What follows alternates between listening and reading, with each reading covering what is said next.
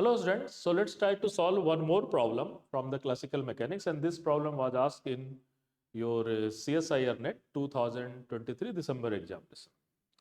And this is very simple problem. What we have one potential and a particle of unit mass is just executing a small oscillation where alpha and beta two parameter are constant. Then we have to find the time period of our oscillation. So in this type of problem, we can just go for the Taylor expansion about the stable equilibrium point. So Vx can be written as Vx naught plus del V upon del x at x is equal to x naught, x minus x naught, and then we have 1 by 2 del square V del x square, x is equal to x naught, and this is x minus x naught whole square, and then we have order of unharmonic term. So what will happen? This term is going to be 0 and this term is going to be positive, and which is basically our effective spring constant, you can say, if we are talking about the small oscillation. So what will be the angular frequency? So angular frequency omega can be defined by root under del square V upon del x square at x is equal to x naught by mass m. And here mass m is 1 unit and this will be complete root. So main thing is that we have to find the stable equilibrium point, which is s naught, where x naught is nothing but a stable equilibrium point, and then we have to go for the double derivative, and this should be positive because it is a stable equilibrium point. So let's try to go for this. So what is my Vx? My Vx is equal to 2 alpha upon x cube minus 3 beta upon x square. So what will happen? When we will go for del V upon del x, then this value is equal to 6 alpha upon x to the power 4, and this will be minus sign, and plus we will go for 6 beta upon x cube. So what we have? We will just try to take 6 upon x cube common, and there is minus alpha upon x plus beta is equal to 0. So what is value of x naught? The value of x naught is equal to alpha by beta.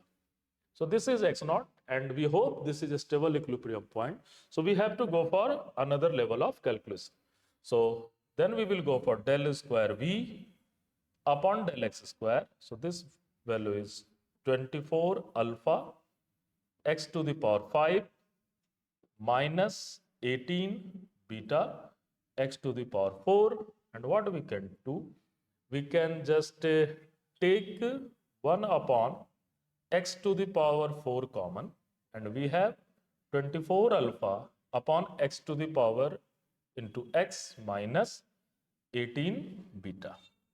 And what we have to do? We have to put x is equal to x naught. So when we will put x is equal to x naught, then we have this value is equal to 1 upon alpha to the power 4 beta to the power 4, and here is 24, and x is equal to alpha by beta, so that will be beta minus 18 beta. So that will be 6 beta is the answer. This is your 6 beta. So we have to just go for next slide, or we can just remove all this unnecessary thing. So I am just removing this thing. So if we can use this space to our calculation. So what is going to happen? So from there we have del square V upon del x square at x is equal to x naught, and x naught is nothing but alpha by beta, and that value is equal to beta to the power 5 into 6 by alpha to the power 4. So this is my basically k part. So this is my k.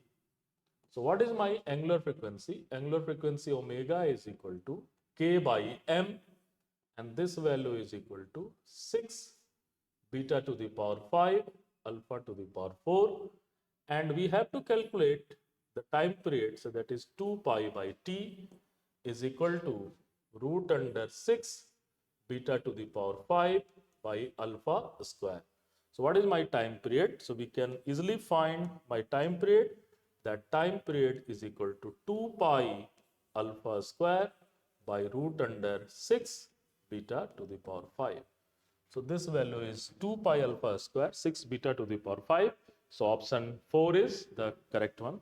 So this is again a very simple problem, students. That is mechanical problem. In a lot of problems we have used this concept of Taylor expansion and for the small oscillation. The only thing is that how you are doing this calculation in a nice way. This is most important thing. The catch is that here you can just take it, this is common, and then your calculation is very easy. Again, you can see that this x cube, I have taken 1 by x cube common, then this calculation become very easy. So how you calculate the thing, the examiner mainly talk about how you are going to approach the problem in form of calculation.